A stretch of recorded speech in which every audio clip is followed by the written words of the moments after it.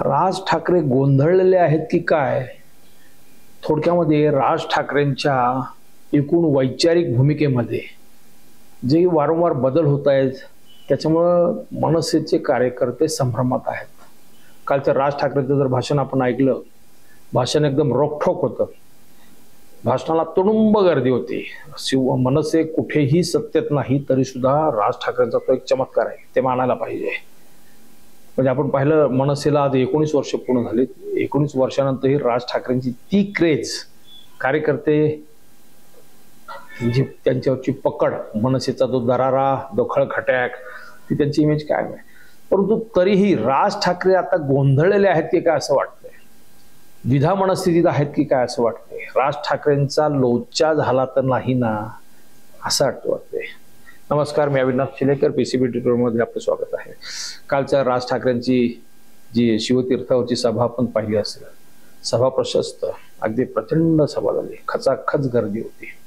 राज ठाकरेंनी त्याच्यामध्ये जे जे विषय हाताळले, जी भूमिका त्यांची स्पष्ट केली, ते एक एक विषय जर आपण बारकाईने पाहिले तर आपल्याला राज ठाकरे नेमके कोणत्या दिशेला चालले तेच समजत नाही. मराठी माणसाच्या हिताची शिवसेना ही एकमेव संघटना होती. 1966 मध्ये बाळासाहेबांनी स्थापन केलेली संघटना.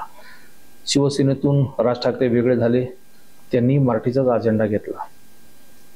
उद्धव ठाकरेंचा जो मिळमिळीतपणा होता आणि राज ठाकरेंचा जी कणखर भूमिका होती, रोखठोक भूमिका होती, शिवसेनेचा मूळचा जो ढाचा होता तो रोखठोक होता, सडेतोड भाषा, ती राज ठाकरेंची होती. बाळासाहेब ठाकरेंची प्रतिकृती, बाळासाहेब ठाकरे म्हटलं तरी राज ठाकरेंचे लोक पाहायचे, उद्धव ठाकरेंकडे नाही पाहायचे. उद्धव ठाकरे हे बाळासाहेब ठाकरेंचे चिरंजीव असूनही त्यांच्यामध्ये, त्यांच्या रक्तामध्ये तो आक्रमकपणा, ती भाषण शैली, तो हजरजबाबीपणा, तो उद्धव ठाकरेंकडे नव्हता, तो राज ठाकरे. म्हणून राज ठाकरे हे कायम आकर्षण राहिले तरुणांचे.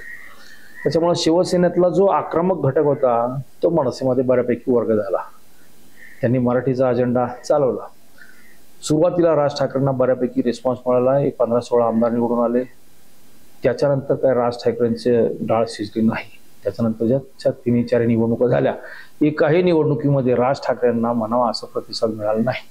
त्याचं कारणही तेच आहे की राज ठाकरेंची धडसोड होती, वारंवार धडसोड होती. म्हणजे टोल नाक्याच्या बाबतीमध्ये आपण पाहिलं, टोल नाक्याच्या बाबतीत ती बरीच टीका झाली. त्याच्यामध्ये टोलची तोडफोड, टोल बंद करायचं, त्या संदर्भामध्ये त्यांच्या मनसेने राज्यभर आंदोलनं केली. बऱ्यापैकी त्यांच्या मागणीप्रमाणे काही टोल नाके बंदही झाले. परंतु त्या संदर्भात ती धडसोड वृत्ती, त्याच्यामुळे लोक वैतागले. एकीकडे मोदींची वाहवा केली सुरुवातीला, गुजरात पॅटर्न, गुजरात मॉडेल, आणि नंतरच्या काळामध्ये मोदींवर सटकून टीका करायला सुरुवात केली. लोकांना प्रश्न पडतो, नेमकं राज ठाकरेंना म्हणायचंय काय? राज ठाकरे ज्या पद्धतीने भाषणं करतात, ती भाषणं लोकांना आवडतात, परंतु ती मतामध्ये त्याचं कन्व्हर्जन होत नाही. हाच तर मोठा प्रॉब्लेम आहे. त्याचं बेसिक रिझन, त्याचं खरं कारण राज ठाकरेंची द्विधा मनस्थिती, राज ठाकरेंची संभ्रमावस्था, राज ठाकरेंचा झालेला लोचा. कालच्या भाषणामध्ये सुद्धा आपल्याला तेच दिसलं. त्यांनी सांगितलं की धर्मावरती कोणतंही राष्ट्र चालत नाही. त्यांनी तुर्कस्तानचं उदाहरण दिलं, कमाल पाशाचं. इतर काही राष्ट्रांची नावं त्यांनी सांगितली की धर्मावरती राष्ट्र चालत नाही. आणि दुसरीकडे संपूर्ण हिंदुस्थान, अखंड हिंदुस्थानचं स्वप्न पाहणाऱ्या आणि अखंड हिंदू राष्ट्र निर्माण करायचं म्हणून जे वाटचाल करतात भाजप, त्यांच्या मांडीला लावून राज ठाकरे बसलेले आहेत. राज ठाकरे भाजपला सुनावत आहेत, पण ते मर्यादित शब्दांमध्ये. त्यांना हे दिसतंय स्पष्ट की जगभरामध्ये काय चाललेलं हालचाली. जगभरामध्ये जी राष्ट्र धर्माच्या आधारावरती आहेत त्यांचा विनाश झालेला आहे. ती कधीही शांततेत प्रगती करू शकलेली नाहीयेत. म्हणून राज ठाकरेंचा भाजपच्या धोरणाला एक प्रकारे तो विरोध आहे, तरी सुद्धा ते भाजपच्या बरोबर आहेत. एकीकडे मराठीचा अजेंडा, मुंबईमध्ये जर मराठी बोलणार नसाल तर कानामागे जाळ काढणार, कानशिलात लागवणार, कानफाटात बसेल, असं का त्यांनी इशारा दिला. मनसेचा तो पहिल्यापासूनचा स्टँड आहे, मराठी फलक असलेच पाहिजे, मराठी बोललंच पाहिजे. ज्या ठिकाणी नोकर भरती असेल तिथं मराठी माणसाला जर कुठं अन्याय झाला तर तिथं मनसेचा नेता, कार्यकर्ता कोणी असो तो धावून जातो आणि न्याय मिळवून देतो, ते मनसेचं काम आहे. आता मध्यंतरी जो काही प्रकार झाला की गुजराती कंपनीमध्ये तिथे मराठी बोलणाऱ्यांना भरती करत नव्हते, पण मनसेने तिथे खळखट्याक जाऊन थोडं दमदाटी केली तर ताबडतोब काम झालं. दुसऱ्या प्रकरणामध्ये एका इमारतीमध्ये मराठी माणसाला फ्लॅट भाड्याने मिळत नव्हता, तर तिथे जाऊन मनसेच्या नेत्यांनी विचारपूस केली तर त्यांचा मनसेच्या नेत्यांचा दरारा एवढा, ताबडतोब ते काम झालं. माफी पण मागायला लागली ते गुजराती व्यापाऱ्याला. त्या दृष्टिकोनातून मनसेचं काम ते मराठी माणूस म्हणून सगळं ठीक आहे, पण दुसरीकडे भाजपचा गुजराती अजेंडा तर कायम चालू आहे. त्याच्यामुळे तिथे मनसे काही बोलत नाहीये.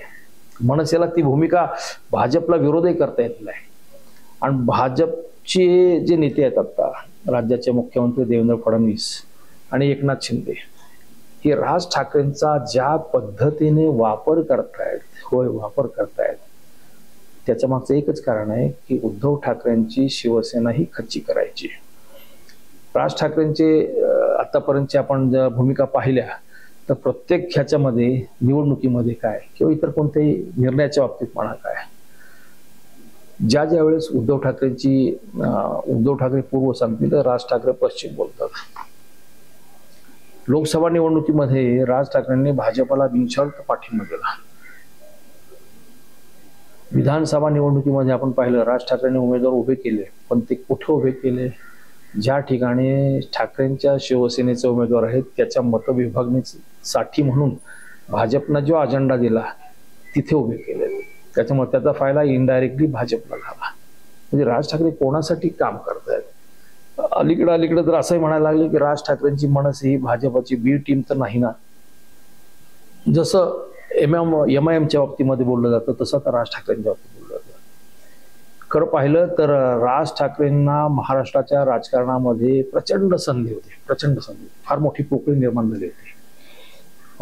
उद्धव ठाकरेंवरची नाराजी किंवा उद्धव ठाकरेंचा तो मिळमिळीतपणा किंवा शिवसेनेची लेचीपीची भूमिका, त्याचा फायदा राज ठाकरेंना घेता आला नाही. मात्र राज ठाकरे आणि त्यांची मनसे ही महाराष्ट्रावरती सत्तेत आली असते. दुसरीकडे आपण जर पाहिलं तर शरद पवारांची राष्ट्रवादी 25 वर्ष झाली. शरद पवारांच्या राष्ट्रवादीने 25 वर्षामध्ये प्रत्येक निवडणुकीमध्ये 40, 50, 55च्या दरम्यान आमदार निवडून आले. शरद पवारांनी स्वतःच्या जीवावरती किमान 7-8 त्यांचे खासदार असायचे. म्हणजे कधीही त्यांचा आमदार नाही असं झालं नाही किंवा खासदार आहे असं झालं नाही. त्यांच्या राजकारणामध्ये मताचं जे कन्व्हर्जन होतं त्यातून त्यांची जी ताकद तयार होती, ते काम राज ठाकरेंना आतापर्यंत का जमलं नाही? त्यांनी मनसेने विचार करायला पाहिजे. त्याचं कारणच ते आहे की मनसेची राज ठाकरेंची धरसोड वृत्ती ही वारंवार त्याला कारणीभूत आहे. आता एक बोलतील नंतर एक बोलतील, त्याचा प्रॉब्लेम तो होतो. त्याच्यामुळे शरद पवारांची राष्ट्रवादी जरी आता अजित पवारांमुळे राष्ट्रवादीचं विभाजन झालंय, परंतु शरद पवारांची राष्ट्रवादी 25 वर्ष झाली, 99 मध्ये स्थापना झाली. ती आतापर्यंत तुम्ही पाहिलं कायम सत्तेचं राजकारण करत आले शरद पवार. त्याच्यामुळं शरद पवारांभोवती कार्यकर्त्यांचं मोहळ, नेत्यांचं मोहळ, जी राजकारण करण्यासाठी लागणारी ताकद ही कायम असते. आणि आता आजही म्हणतात शरद पवारांचं, आपण सांगतो पाणीपत झालं त्यांच्या राष्ट्रवादीचं आताच्या विधानसभा निवडणुकीमध्ये अक्षरशः. तरी सुद्धा परवाच्या दिल्लीच्या एका कार्यक्रमात कार्यकर्त्यांच्या पदाधिकाऱ्यांच्या बैठकीमध्ये शरद पवार म्हटले थांबायचं नाही, पुन्हा नव्या दमाने उभं राहायचं. म्हणजे इतकी जिद्द शरद पवारांची आहे. पण आणि ते करतीलही तसं, पण ते राज ठाकरेंच्या बाबतीमध्ये दिसत नाहीये. एक आहे राज ठाकरेंचे जे कडवे सैनिक आहे, मनसैनिक, ती त्यांची ताकद आहे. काल त्यांनी दाखवून दिलं की त्यांच्या सभेसाठी म्हणून एक कार्यकर्ता कोल्हापूरवरून चालत चालत चालत चालत मुंबईपर्यंत आलेला. त्याला खास त्यांनी स्टेजवरती बोलून घेतलं होतं. म्हणजे ते त्यांचे खासियत आहे की कार्यकर्त्यांना ते ताकद त्या पद्धतीने देतात. ते एक ऊर्जा असते. राज ठाकरेंनी बोलून दाखवलं ही माझी ऊर्जा आहे. पण कालच्या भाषणाचं आपण जर पाहिलं तर त्यांनी पिंपरी चिंचवडमध्ये मनसेच्या 19व्या वर्धापन दिनाला सांगितलं होतं. कुंभमेळ्याचं वर्णन करताना त्यांनी सांगितलं होतं की बाळा नांदगावकरांनी मला पाणी आणून दिलं. मी म्हटलं हे छेट घेणार नाही मी ते, पिणार नाही मी ते. काल त्यांना खुलासा करावा लागला त्याच्यामध्ये कालच्या सभेमध्ये की कुंभमेळ्याचा मी अपमान केलेला नाही, गंगेचं जे प्रदूषण आहे त्या संदर्भात माझ्या भावना आहेत, ते मला बोलायचं होतं. परंतु काही नेत्यांनी त्याचा अर्थ असा केला की राज ठाकरेंनी कुंभमेळ्याचा अपमान केला. आणि ते खरं आहे, म्हणजे ते त्यांनी थेट कुंभमेळ्याचा अपमान वगैरे असं काही केलेलं नव्हतं. त्यांना सांगायचं हेतु की गंगेमध्ये जे प्रदूषण होतंय ते पाहिलं तर तिथे आंघोळ करणं कितपत योग्य आहे. अशा ज्या परंपरा रूढी असतील आपल्या त्या बदलायला नकोत का, हा त्यांचा जो विचार सुधारणावादी विचार आहे तो मान्य करायला पाहिजे. जसे प्रबोधनकार ठाकरे म्हणजे राज ठाकरेंचे आजोबा, त्यांची जी पुस्तक वाचली तर प्रबोधनकार ठाकरे हे किती पुरोगामी विचारांचे होते, सुधारणावादी विचारांचे होते, खरे समाज सुधारक म्हणून त्यांना प्रबोधनकार म्हटलं जातं. त्या प्रबोधनकारांचा खरा वारसा पाहिलं तर राज ठाकरेंकडे आहे. कालच्या भाषणामध्ये त्यांनी ते दाखवून दिलेले आहे की आपल्या ज्या शेकडो सालापासून चालत आलेल्या प्रथा परंपरा काही त्या बदलायला पाहिजे. त्यांनी स्पष्ट भाषेत सांगितलं की गंगेच्या अशा पाण्यामध्ये जर आंघोळ करायची असेल, त्यांना तुमचं पापोच्चारण होणार असेल तर मान्य नाही मला. तो म्हणजे धर्माच्या अशा ज्या काही रूढी परंपरा आहेत त्या बदलायला पाहिजे. आणि त्यानिमित्ताने नुसते गंगाच नाही, देशभरामध्ये 311 नद्या किती प्रदूषित आहेत, महाराष्ट्रामध्ये 55 नद्या, त्यांची नावाची यादी वाचून दाखवली त्यांनी. म्हणजे मनसेचे राज ठाकरे त्या बाबतीत कौतुक आहे की त्यांनी पर्यावरण प्रदूषण, जल जंगल जमीन हे जे विषय मनसेने हाताळायला सुरुवात केली. मग फक्त यापूर्वी मराठी भाषा किंवा हिंदू मुस्लिम मशिदीवरचे भोंगे काढा वगैरे वगैरे त्या संदर्भात ते भावनिक मुद्द्यावरती बोलायचे, पण आता ह्या बेसिक मुद्द्यांवरती राज ठाकरे बोलायला लागले. ही परिपक्वता मनसेच्या दृष्टीने फार चांगली आहे आणि मनसे जर त्या दिशेने काम करणार असेल तर लोक सुद्धा त्यांना स्वीकारतील. म्हणजे तो एक चांगला विषय आहे. परंतु आता परिस्थिती कशी झाली राज ठाकरेंची की त्यांचे ठराविक त्यांचा कंबू सोडला किंवा ठराविक त्यांचा मतांचा बंच सोडला, त्यांच्याकडे आता काहीच राहिलेलं नाहीये. लोकसभा निवडणूक लढली नाही त्यावेळेस बिनशर्त भाजपला पाठिंबा दिला. तिथे लोक म्हटले अरे असं करायला नको होतं, 2 कव्हेण्या दाखवून लढवायला पाहिजे होतं. विधानसभेला सुद्धा त्यांनी जे काही लिमिटेड जागा लढवले, एकही जागा आली नाही, मोजकी मतं मिळाली. ती सुद्धा तुम्ही भाजपला एक प्रकारे सहकार्य करण्यासाठी म्हणून निवडणूक लढवली. आता राज ठाकरे म्हणतायत, कालच्या सभेमध्ये त्यांनी आपली केलं, देवेंद्र फडणवीस हे चांगलं काम करणार असेल तर त्यांना आमचा पाठिंबा आहे. आणि येत्या महापालिका विधानसभा, महापालिका जिल्हा परिषदा ह्या निवडणुका जे होणार आहेत ऑक्टोबरमध्ये कदाचित होतील, तर त्या निवडणुकांमध्ये कार्यकर्त्यांनी तयारीला लागावं. काय बेसवरती कार्यकर्ते तयारी करणार? तुम्ही भाजप बरोबर सीट शेअरिंग करणार आहात का स्वतःच्या जीवावर लढणार आहात? एकीकडे तुम्ही कधी कधी म्हणता की आपण स्वतःच्या बळावरती लढायचं, दुसरीकडे म्हणता महायुतीमध्ये आपण त्याच्यामध्ये भाजप बरोबर जागा वाटपामध्ये आपण लढणार आहोत. कार्यकर्ते संभ्रमात आहेत. म्हणजे असे अनेक उदाहरणं देत आहेत. त्यांची ती धीड गुजरी ही जी भूमिका आहे ना, त्याच्यामुळे कार्यकर्त्यांमध्ये नाराजी आणि उठसूट त्यांची भाऊबंदकी, ठाकरे फॅमिलीमधली भाऊबंदकी ही प्रत्येक ह्याच्यामध्ये येते. ते कोणाही मराठी माणसाला बिलकुल पसंत नाहीये. कालच्या भाषणातही त्यांच्या दिसून आलं ते तसं मध्ये की मला काल काही लोकांचे फोन आले, काही लोकांचे फार मध्ये कधी फोन येत नाही, आता फोन आले पाडव्याच्या शुभेच्छा द्यायला वगैरे. म्हणजे ते समजून घ्या. म्हणजे राज ठाकरेंचं त्या बाबतीत एक कौतुक आहे की ते त्यांच्या भूमिकेवरती ठाम असतात. काही गोष्टीमध्ये ते स्वतः त्यांच्या भाषणात सांगतील राजकारणाचा फार चिखल झालेला आहे, मराठी माणसाची कधी नव्हे इतकी वाईट आता परिस्थिती आहे. त्यांचे ते विधान नेमकं आता मला सांगता येणार नाही, परंतु मराठी माणसाची इतकी वाईट परिस्थिती झाली ती कोणामुळे झाली हो? महाराष्ट्रामध्ये भाजपने ज्या पद्धतीने मुंबईतील मराठी माणसाच्या बाबतीत वेगळी भूमिका घेतली, गुजरातींच्या बाबतीमध्ये वेगळी भूमिका घेतली. अदानी हुशार निघाला, आपण अडाणी निघालो असं राज ठाकरे बोलतायत. पण ते अदानी कोणाच्या जीवावरती राज्य करतायत, कोणाच्या जीवावरती त्यांचा प्रपंच वाढवतायत? धारावी काय किंवा मुंबईतले सगळी मोठी मोठी बंदरं काय, त्याची कामं अदानींना मिळत आहेत, मराठी माणसांना कोणाला मिळत नाहीये. हे कोणाच्या जीवावर? भाजपच्या जीवावर. आणि त्याच भाजप बरोबर राज ठाकरे मांडीला मांडी लावून बसतात. म्हणजे मराठी माणसाला हे काही समजत नाही अशातला भाग नाही, हे सगळं दिसतंय समजतंय. पण राज ठाकरेंची ती मजबुरी असावी असंही काहींना वाटतंय. म्हणजे हे ह्या संदर्भामध्ये गोंधळ आहे. ते स्वतः गोंधळलेले आहेत आणि कार्यकर्ते पण त्यांच्यामुळे गोंधळलेले आहेत. हा मोठा विषय आहे त्यातला. म्हणजे हे पटत नाही. ते भाजपच्या वळसणीला जाऊन बसलेत ना, ते लोकांना नको आहे. अजूनही मराठी माणसाला काय वाटतंय की राज ठाकरे आणि उद्धव ठाकरे हे दोघांनी एक व्हावं. जर भाजपला चितपत करायचं असेल, महाराष्ट्रामध्ये पुन्हा मराठी अजेंडा, मराठी अस्मितेचा लढा जर जिंकायचा असेल तर अजूनही मनसैनिक काय आणि शिवसैनिक काय दोघांनाही वाटतं मधून मधून राज उद्धव यांच्यामध्ये काही संदेश देवाणघेवाण झाली किंवा कुठे गाठीबिठी झाल्या लागणार तरी त्या संदर्भातल्या बातम्या येतात की मनसे आणि शिवसेना एक होण्याची शक्यता वगैरे वगैरे वगैरे. पण ते होऊच नये यासाठी भाजप वारंवार प्रयत्न करते. म्हणजे हे राज ठाकरेला लक्षात येत नाही असातला भाग नाहीये. राज ठाकरेंना हे सगळं समजते, पण तरी सुद्धा राज ठाकरे भाजपच्या बरोबर मांडीला मांडी लावून का बसतात, त्यांचे गुणगान का गातात, तर त्याचं कारण राज ठाकरेंची काहीतरी मजबुरी आहे. मागच्या वेळेस कोहिनूर मिलचा त्यांचा जो विषय होता त्याच्या बाबतीतही लोक बोलतात की त्याच्यामुळे राज ठाकरे कदाचित भाजपला दबून असावेत, ईडीची नोटीस नको वगैरे वगैरे. जसं एकनाथ शिंदेच्या बाबतीत झालं तसाच प्रकार असेल.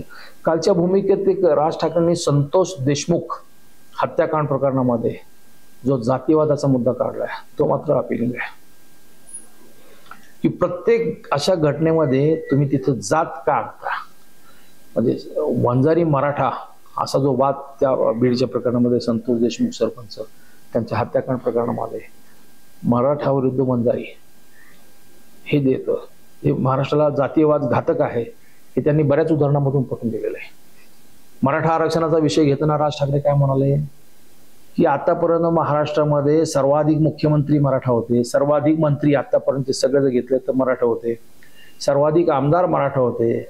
मग मराठा आरक्षण ते का नाही देऊ शकले, त्यांना काही का करता आलं नाही, हा त्यांनी जो सडेतोड प्रश्न विचारला तो मात्र अपिलिंग आहे. म्हणजे काही गोष्टी अशा आहेत की त्या राज ठाकरेच्या तोंडी शिवून दिसतात. उद्धव ठाकरेंना नाही जमत. ते ज्या पद्धतीने भाषणामध्ये शब्द फेक करायला लागते किंवा लोकांच्या हृदयाचा ठाव घ्यायला लागतो तो राज ठाकरेंना जमतो. ती राज ठाकरेंची खरं तर जमेची बाजू आहे.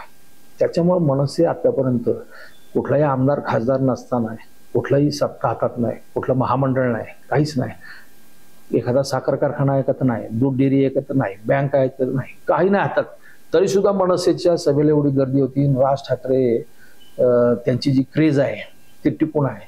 त्याचं कारण ते एकमेव की राज ठाकरेंची जी शैली, बाळासाहेब ठाकरेंमध्ये जी शैली होती ती राज ठाकरेंमध्ये आहे. त्याच्यामुळं पाडवा मेळावा त्यांचा यापुढेही कधी झाला तरी ती गर्दी कायम राहणार. राज ठाकरेंनी कारण झाडे लावा आणि झाडे जगवा मनसेच्या दृष्टीने मनसेने हा असा अजेंडा घेणं हे फार चांगलं आहे. नदी प्रदूषणाचा विषय तसा झाडे लावा झाडे जगवा.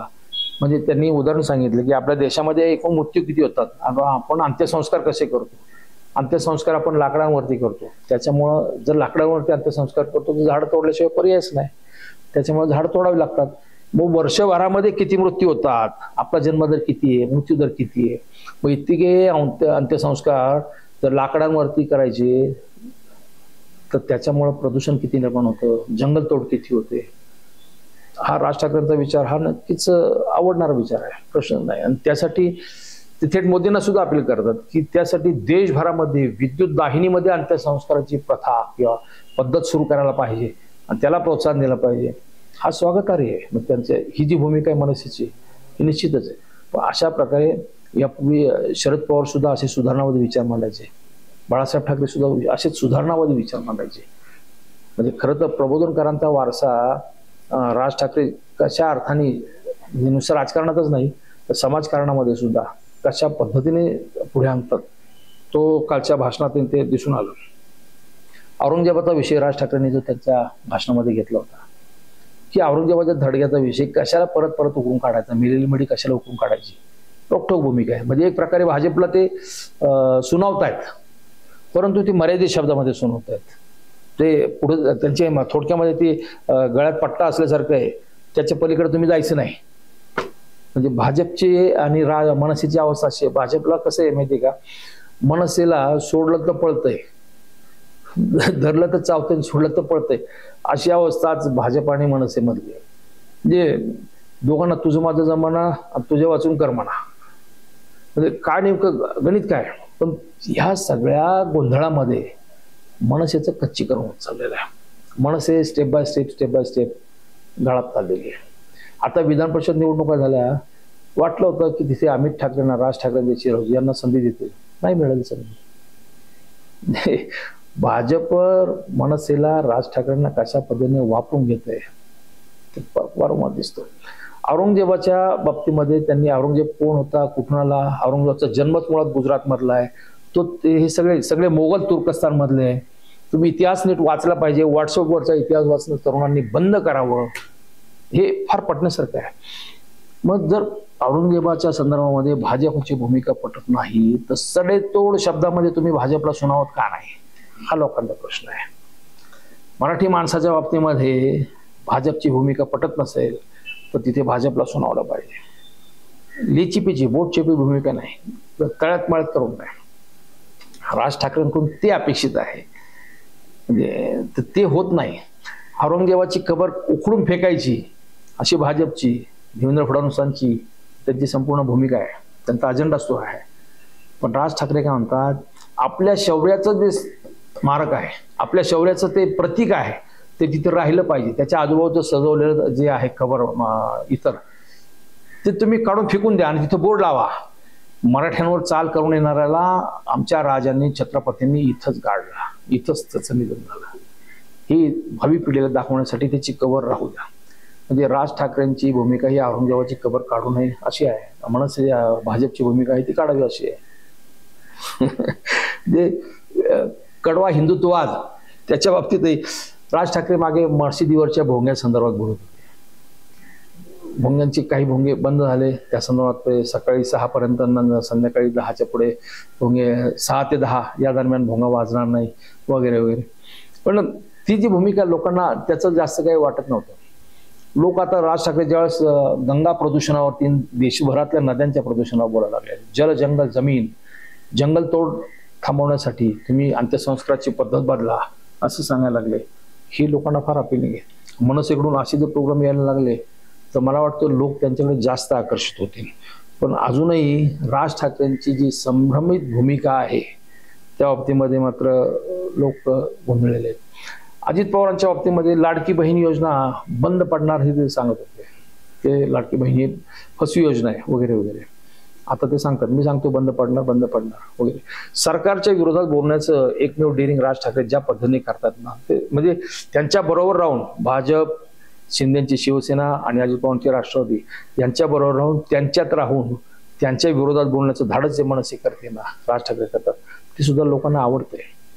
परंतु लोकांना भूमिका ठाम पाहिजे, ती भूमिका काय राज ठाकरेंकडून होत नाही. म्हणून लोक त्या बाबतीमध्ये म्हणतात की राज ठाकरेंचा अजूनही लोचा होतो. दिवसाला 7 शेतकऱ्यांची आत्महत्या होतात, जबाबदार कोण? म्हणजे पूर्वी पण तशी परिस्थिती, आजही तशी परिस्थिती, त्याच्यामध्ये काहीही सुधारणा झालेली नाही. त्या बाबतीमध्ये मनसेने खरं तर सरकारवरती जोरदार टीका करायला पाहिजे. त्याच्यामध्ये मोदी सरकार सुद्धा येतं. म्हणजे कर्जमाफीच्या बाबतीमध्ये अजित पवार जे बोलले होते की निवडणुकीच्या पूर्वी कर्जमाफी होणार, करणार वगैरे वगैरे वगैरे, आता काल शेतकऱ्यांना नोटिसा काढल्या बँकांनी आणि अजित पवारही सांगतात की कर्ज भरायला लागेल. म्हणजे आता ह्या बाबतीमध्ये मनसे आंदोलन करणार आहे का? अजित पवारांच्या काय किंवा सरकारच्या विरोधामध्ये गावखेड्यामध्ये, जिल्ह्यामध्ये मनसे या विषयावरती आंदोलन करणार आहे का? तर नाही करणार. तशी भूमिका अजित पवार घेत नाही, हे राज ठाकरे घेत नाही. ती लोकांना पटत नाही. म्हणजे तुम्ही बोलता तसं करा, मग फक्त खळखटाक कुठं करायचा, सॉफ्ट टार्गेट तिथेच फक्त करता तुम्ही. इथं आता बोलायला काय हरकत आहे? कर्जमाफी जर शेतकऱ्यांची झाली नाही तर आम्ही एकही बँक जागेवर ठेवणार नाही. तमिळनाडू, केरळमध्ये हिंदीला किती विरोध झाला त्याचं उदाहरण काल त्याने भाषणामधून दिलं. तसं मराठीच्या बाबतीमध्ये जे मराठीची भूमिका आहे मनसेची, त्या बाबतीमध्ये राज ठाकरेंना जर अजेंडा राबवायचा असेल, त्यांनी काल सांगितलं की बँकांमधून जर कोणी मराठी बोलत नसेल तर तिथे लक्ष द्या. आता जेवढ्या काही खाजगी बँक आहेत, म्हणजे HDFC घ्या, IDBI घ्या, ICICI बँक घ्या, इतर कोणत्या, त्या बँकांमधून कोण मराठी बोलतो? कोणीच बोलत नाही. आणि आता राज्यामध्ये सर्वाधिक त्या बँकांचे व्यवहार चालत आहेत. जर तिथे तुम्हाला मराठी येत नसेल आणि ह्या बँकांमधून प्रामुख्याने जे आहेत ते 60 ते 70% अमराठी कर्मचारी आहेत, तिथे जर आता राज ठाकरे त्यांचा अजेंडा राबवायला सुरुवात केली तर किती मोठा गोंधळ होईल.